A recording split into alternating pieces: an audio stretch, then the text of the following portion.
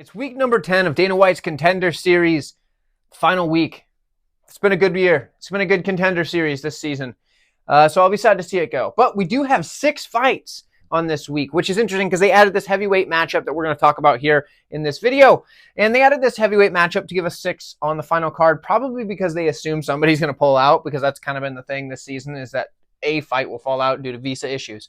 But that's okay. We've got 6 for now. So let's talk about this one. We have Azamat. I'm going to probably butcher his last name, but it's Nuftillaev is what I'm going to go with. Nuftillaev. I think that's how the announcers were saying it when I was watching. He's taking on Jovan Leka, or Leka. I think it's Leka. We're going to go with that. Either way, for Nuftillaev, he is 5-0 in his last 5. For Jovan, for Leka, he is 4-1 in his last 5 fights. So, interesting stuff, because 10-2 on the career for Jovan. We got 17-1 and 1 draw for Azamat. So big difference in the overall experience level. I mean, 19 fights here as opposed to 12. So big difference there, but still, as far as these guys go, they're both fairly experienced heavyweights on the regional scene.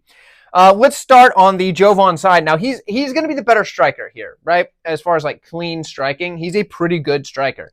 He has an active jab that just keeps going out there. Sometimes he'll bring it down here a little bit, but it's usually after he's already realized that his opponent's not going to be able to hit him. So he'll use it to kind of draw them out. So it's not like he has like bad hand placement or anything like that when he's striking. It's more just that he knows that he's good enough to jab up these guys, because a lot of heavyweights are slow, and he can capitalize on that. So he's got an active jab. He's got a quick 1-2. A lot of times after he's doing this, it'll be a quick pop, just like that with the 1-2, and that's where that comes in. He's got some pretty good kicks as well. A lot of head kicks, a lot of good leg kicks, things like that. There was was his second to last fight or something like that. He hits this dude with a leg kick and dude doesn't even want to get back up. The ref probably could have stopped it there, but they make him come over and throw some half-hearted ground and pound to finish it. But either way, kicks are pretty good. He's got pretty good volume.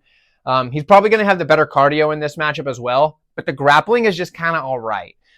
He's not as physical as a guy like Azamat, so that's going to be a problem for him in the grappling. He does have decent top pressure and pretty good ground and pound, but a lot of times this stuff looks pretty good because he's already hurt guys on the feet with his striking.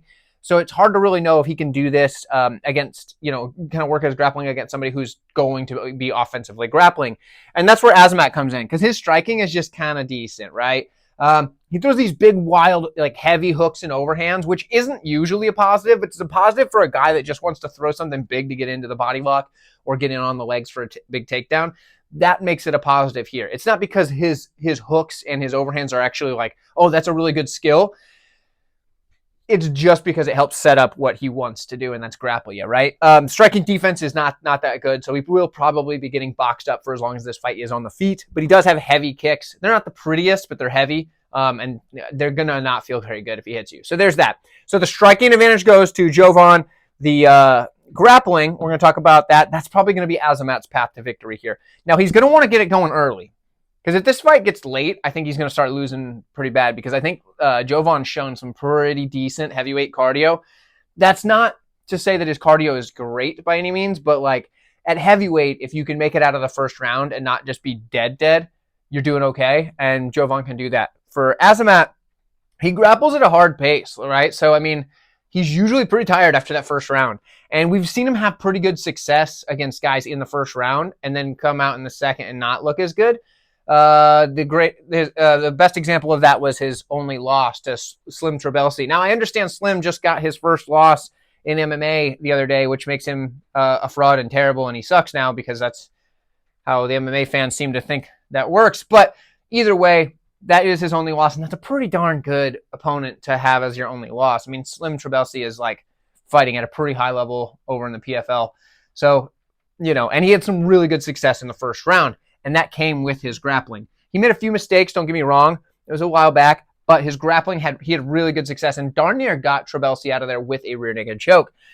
So anyway, let's talk about the grappling. He's got good takedowns. His throws are pretty solid. Like, he'll get in on a body and just launch some dudes. Sometimes I've seen it happen twice, I think, maybe once. I think twice. Where he goes for that throw, though, and ends up pulling somebody on top of him. That's not what you want. But typically, he just launches them suckers and follows them down.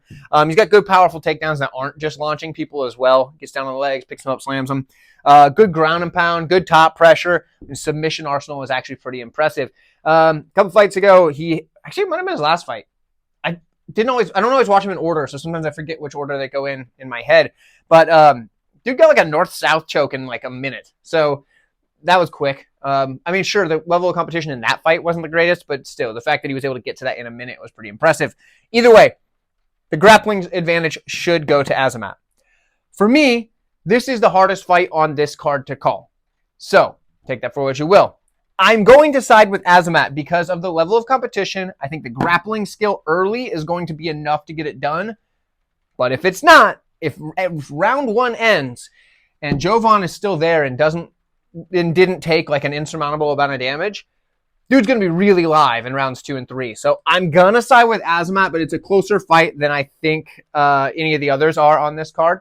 So take that for what you will. Either way, if you've enjoyed this, like the video on your way out and check out the rest of the videos in week number 10's Dana White Contender Series playlist. And let me know what you think of in the comments for this fight and any of the others. I will see you in one of the other videos.